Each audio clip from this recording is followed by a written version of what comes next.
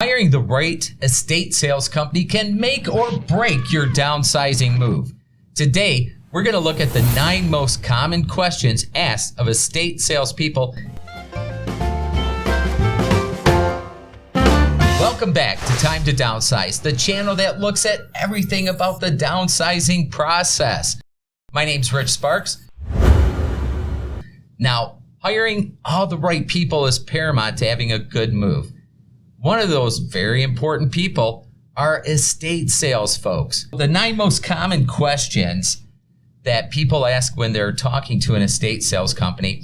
Today we're with Courtney from Aaron's Estate Sales. She's a true professional.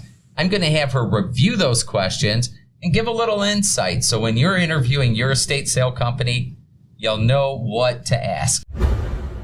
What services do you provide? Is that a good question, bad question? And what should they look for in the answer?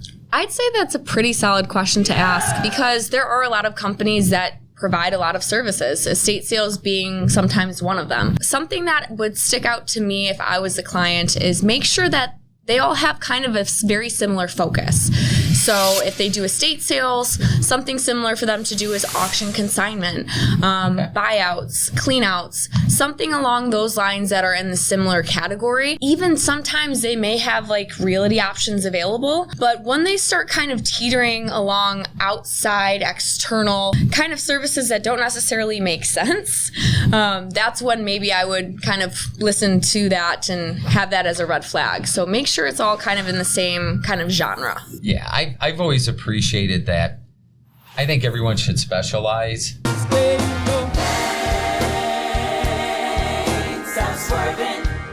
So, question number 2. Hey, what's your commission?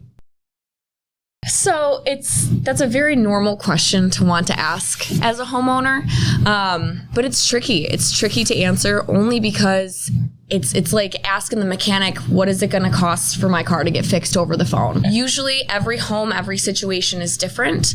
So the best way to ask that is kind of on the consultation with them. That way they get to see the home, they get to hear your concerns and what's important to you.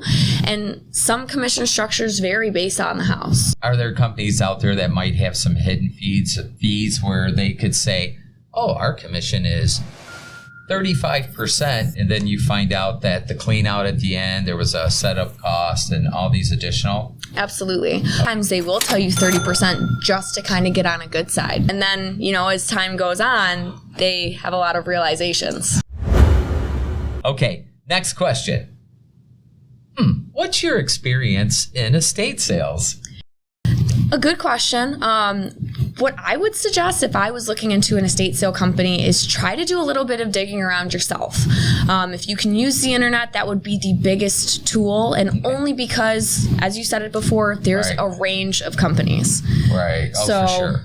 So looking up Google reviews, seeing if they're actively advertising. Right. Where they advertise, how many sites they have, social media, YouTube, every area. If they're all over it, it's a better indicator. Right. It shows at least they're an active company. Exactly.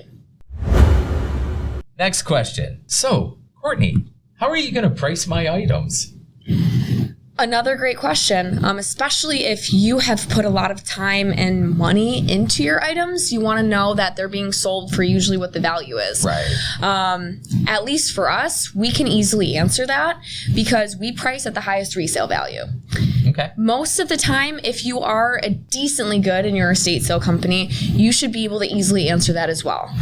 We research and price every single item. We price it at about the highest resale value. And I like that we do that because when you're in the house and you're looking at these items, you can't really complain about it because that's something easily that you can look up and see that that's the exact price it's selling for. Yeah, I guess that's kind of the nice thing about the internet now is there's a lot of accessibilities. Yep. Next question. What is your pre-sale process? So pre-sale process is essentially before the team gets in the home. So pre-sale is kind of what we need a little bit from the client and then us to do. So we have a little bit of homework before we even get in the home that we need from the client. And that is ideally removing as many items that are not for sale as possible. We need to do a little bit before the sale starts as well. So typically pre-sale process includes setting up and staging of the house, photography, marketing, advertising, as well as pricing. And then once you have all that ready to go, we can host a sale. What is your post-sale process? Another very good question. And this also does vary based off of the companies. A lot of companies have different processes and different options. I would say if you're going to go with a decent estate sale company, they have an option for you.